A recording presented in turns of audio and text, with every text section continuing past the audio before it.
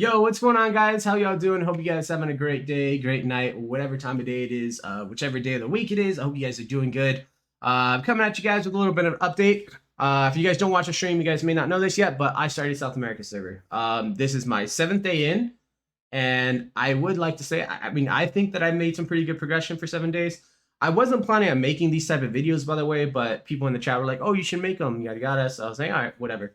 Why not?" But yeah, so I started South America server. This is day 7 on SA, and I'm not really doing it for any kind of challenge. It's more just that I want PvP, and unfortunately, no matter what server you're on, you don't get 24/7 PvP. So in order for me to get more PvP, I have to join other servers. And I know a lot of people are like, why don't you just play Arena of Solaire? And the truth is, I don't enjoy Arena of Solaire that much. I feel like with Arena of Solaire, it feels like you're kind of forced to play certain classes that fit within that gear score because Perlibis doesn't actually balance around that gear score for the most part.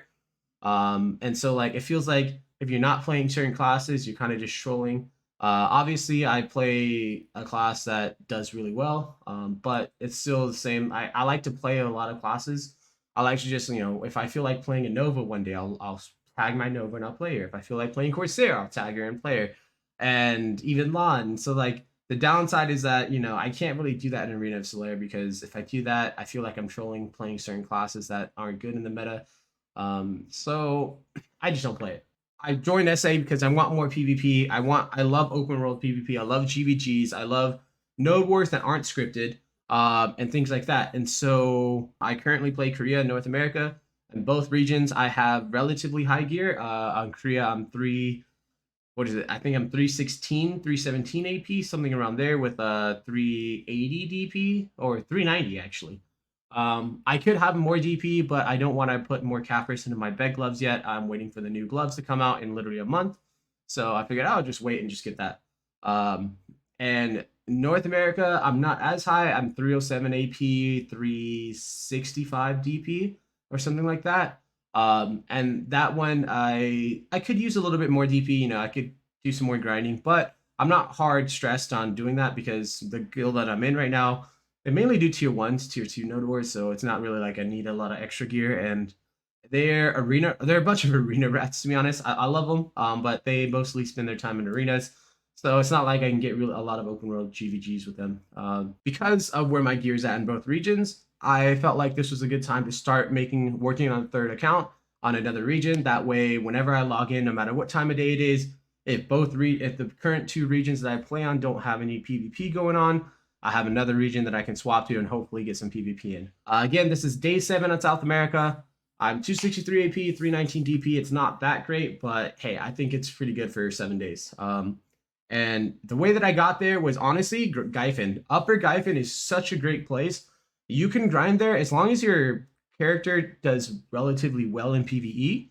You can start grinding there as low as pin Tubala gear, full pin seasonal gear. All you have to do is just start searching for a party. I guess maybe some regions might be a little bit more elitist on the amount of gear you need, but even at my gear, I had billion silver hours with Agris.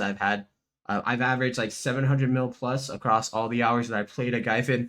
I have 5 days and 4 hours playtime across the 7 days, and most of that time has been not AFK. And I would say maybe probably the first 10 hours or so was doing the quest and getting my gear to Vala.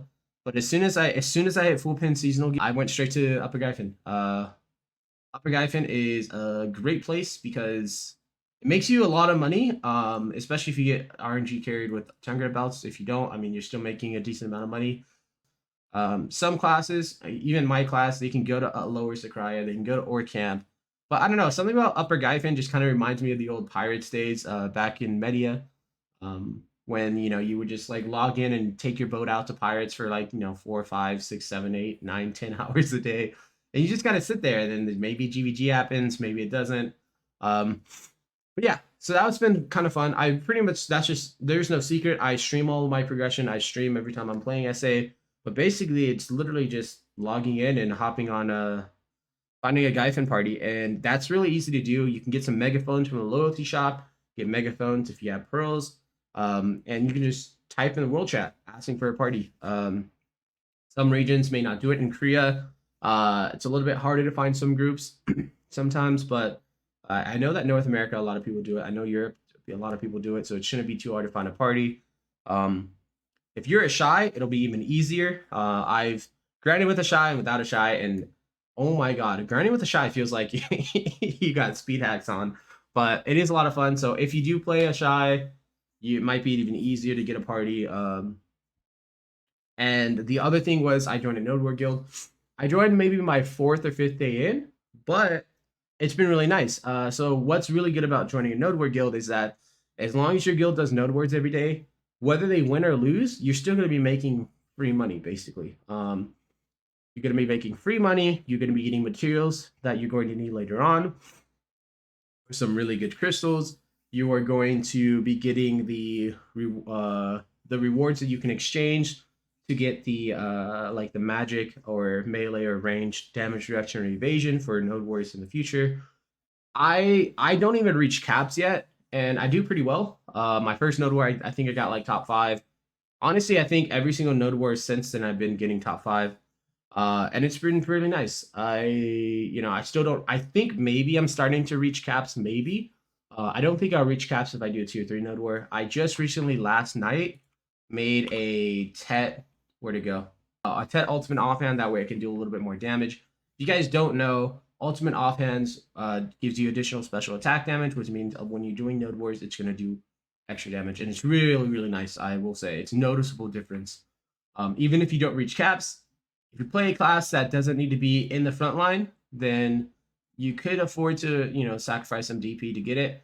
If you play a class that needs to be in the front line, and you're taking a lot of chip damage, and maybe not worth doing just right away. But yeah, so this is my gear. I made a decent amount. Okay, I can't find. Oh, there we go. 263, 319, and hopefully in a week from now it'll be a bit higher.